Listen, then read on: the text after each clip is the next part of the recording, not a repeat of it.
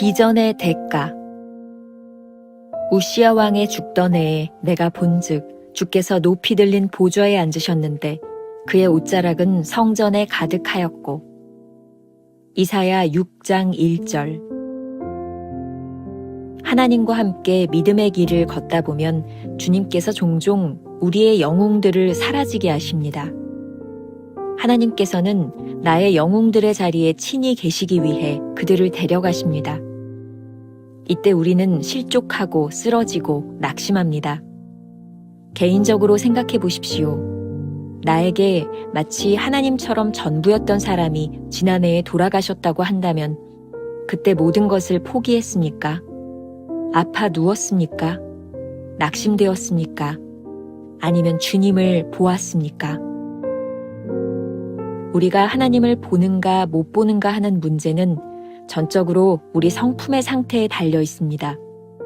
그 이유는 하나님이 인간 성품의 상태에 따라 계시 여부를 결정하시기 때문입니다. 내가 주님을 또한 보았습니다. 라고 말할 수 있기 전에 내 성품 안에는 하나님과 일치되는 것이 있어야 합니다. 거듭나서 하나님 나라를 보기 시작할 때까지는 나는 일반적으로 내 편견에 따라서만 보게 됩니다.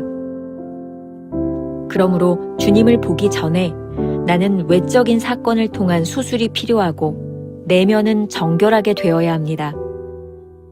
언제나 변함없이 하나님을 배우면서 아무것도 안중에 들어오지 않습니다. 처음도 하나님이요, 둘째도 하나님이며 셋째도 하나님이십니다. 이 온 세상에서 나의 하나님 외에 다른 분이 없습니다. 오직 당신밖에 없습니다. 계속 대가를 지불하십시오.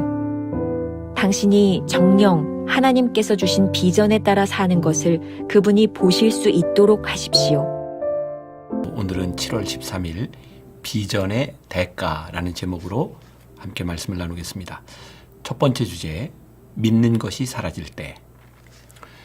오늘 본문 말씀은 우시야 왕이 죽던 해에 이사야가 하나님께 소명을 받는 장면입니다. 왕의 죽음은 큰 손실이지만 그로 인해 나라가 망하지는 않았습니다. 오히려 위기의 때에 하나님께서 새로운 사람을 들어 행하시는 역사를 보게 됩니다. 오늘 말씀의 제목이 비전의 대가입니다. 이렇게 이해하면 좋을 것 같습니다. 우리가 새로운 비전을 갖기 위해서는 포기하거나 놓아야 할 것이 많습니다. 아니, 귀하게 붙들고 있던 것을 내려놓아야만 새로운 비전을 갖습니다. 오늘 묵상의 첫 문장이 이렇게 시작합니다. 하나님과 함께 믿음의 길을 걷다 보면 주님께서 종종 우리의 영웅들을 사라지게 하십니다. 여기서 사라지게 하셨다는 말은 죽었다는 의미고, 그렇게 믿었던 영웅들이 죽었다고 해서 역사가 끝나지는 않는다는 말입니다. 물론 우리는 실족하고 쓰러지고 낙심할 수 있죠. 특히 우리가 하나님처럼 여기던 그런 사람이 세상을 떠났다면 어떻겠습니까? 중요한 것은 이러한 상황 가운데서 우리가 모든 것을 포기하느냐 아니면 주님을 바라보느냐 하는 것입니다. 챔버스가 이야기하는 우리의 영웅들이 사라지는 상황은 우리의 믿음을 약하게 할 수도 강하게 할 수도 있습니다. 비극적인 상황에서도 하나님을 잠잠히 신뢰하면 하나님은 언제 어디서나 우리를 지켜주십니다. 그리고 비전을 보여주십니다. 오스왈드 챔버스의 기독교의 진리에 나오는 내용을 조금 더 살펴보겠습니다. 모든 상황은 당신의 믿음을 약하게 하거나 강하게 할 수 있습니다. 그러나 분명한 것은 하나님께서 모든 상황을 주장하신다는 사실입니다. 주께서 당신을 어디에 두시든지 전적으로 헌신하십시오. 당신이 해야 할 일이 무엇이든 온 힘을 다해 순종하십시오. 잠잠히 하나님을 신뢰하면 우왕좌왕 사는 정신없는 삶 대신 우선순위를 지키며 성실한 삶을 살아가게 될 것입니다. 언제 어디서나 당신을 지켜주시는 주님께 감사하십시오. 주 안에 거하면 잠을 자더라도 육적인 충전뿐 아니라 영적인 충전을 얻을 것입니다. 우리의 믿음의 강함과 약함은 상황이 아닌 무엇을 의지하고 신뢰하느냐에 달려 있습니다. 두 번째 주제, 성품이 결정한다.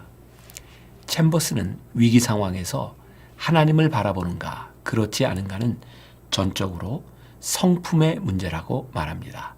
성품이 계시 여부를 결정한다는 말의 의미는 우리의 성품이 준비되어 있을 때 하나님의 계시를 알아차릴 수 있다는 말입니다. 그렇다면 준비된 성품은 무엇일까요? 챔버스의 표현을 빌리자면 이런 것입니다. 내가 주님을 또한 보았습니다 라고 말할 수 있기 전에 내 성품 안에는 하나님과 일치되는 것이 있어야 합니다. 거듭나서 하나님 나라를 보기 시작할 때까지는 나는 일반적으로 내 편견에 따라서만 보게 됩니다. 하나님과 일치되는 성품은 거듭남과 관계가 있습니다. 거듭난 사람은 하나님 나라의 사고방식으로 살아가고 하늘나라 법의 지배를 받습니다. 요한복음 3장에서 예수님이 니고데모에게 하셨던 말씀을 기억하시기 바랍니다. 내가 거듭나지 않으면 하나님의 나라를 볼 수 없다. 거듭나서 하나님 나라의 다스림을 받는 사람은 삶의 위기가 찾아올 때 실망하지 않고 하나님이 주시는 새로운 비전을 보게 됩니다. 하나님 나라의 다스림이 임하지 않는 사람은 오로지 자신의 견해로 세상을 판단합니다. 하나님의 계시가 들어올 틈이 없죠. 챔버스는 이런 성품을 가지기 위해 두 가지가 필요하다고 말합니다. 조금 어려운 표현이라 제가 이제 설명을 하겠지만, 하나는 외적인 사건의 치료, 다른 하나는 내적인 청결, 이렇게 두 가지가 필요하다고 말합니다. 오늘 묵상글에는 이 두 가지에 대한 설명이 따로 없습니다. 어떤 의미일까 곰곰이 생각해 보았습니다. 제가 이해한 대로 조금 설명해 보겠습니다. 외적인 사건이란 어떤 것일까? 특히 우리의 비전을 위협하는 치명적인 사건들은 언제나 일어나죠. 그것이 외적인 사건입니다. 그때 그것을 사건 자체로 단순하게 보는 것이 아니라 파헤치고 의미를 발견해야 합니다. 수술하는 것처럼.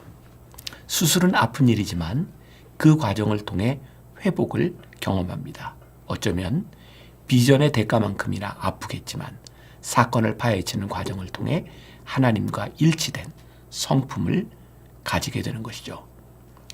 내적인 정결은 이런 것입니다. 늘 그렇듯이 깨끗하고 거룩한 마음을 가지고 있어야 하나님이 하시는 일이 눈에 들어오지 않을까요? 어쩌면 내적인 정결을 통해 지극히 인간적이고 자기중심적인 요소들을 제거해내는 것입니다. 정결은 정결하지 못한 것을 떼어낼 때 만들어지는 것인 아닐까요? A.W. 토저는 하나님을 추구하면서 이런 태도를 어린아이와 같은 단순함이라고 표현하고 있습니다.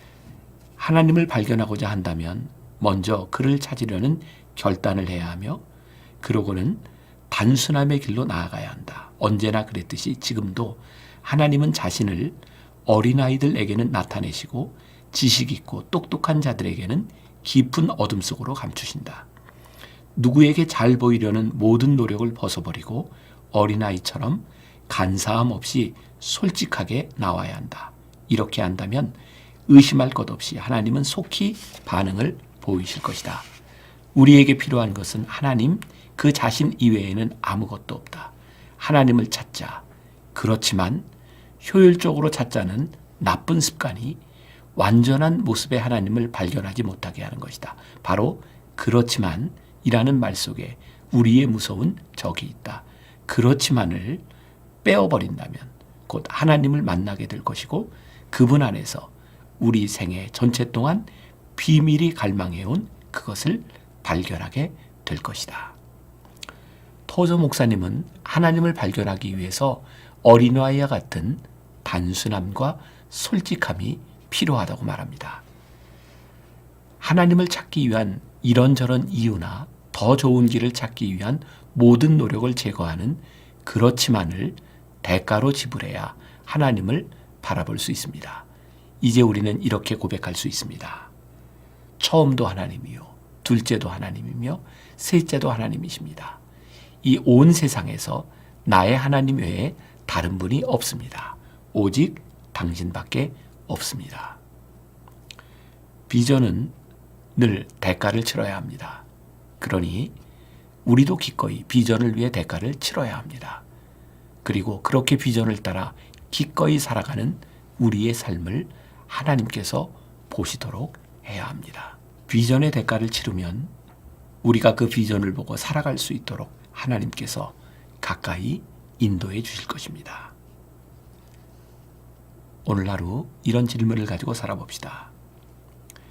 하나님의 비전을 보기 위해 당신의 삶에서 교정해야 할 성품과 떼어내야 할 정결하지 못한 부분은 무엇일까요? 기도하겠습니다.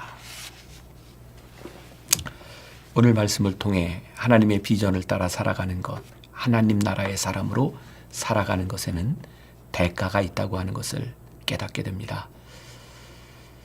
우리들은 희생하지 않고 우리의 잘못들을 내려놓지 않고 정결하지 못한 것을 떼어내지 아니하고 우리는 하나님의 비전을 알 수 있다고 착각할 때가 참 많이 있는 것 같습니다. 우리가 생각하는 것 희생하지 아니하고 우리가 중요하게 생각하는 것 놓지 아니하고 하나님의 비전을 알 수 있다고 착각하는 것 같습니다. 오늘 하나님 앞에서 버려야 할 것 버리게 하시고 정결하지 못한 것 떼어내게 하셔서 하나님 우리들에게 주시는 선명한 비전을 오늘 바라보며 붙잡고 나아가는 하루가 되게 하여 주옵소서. 예수님의 이름으로 기도했습니다. 아멘.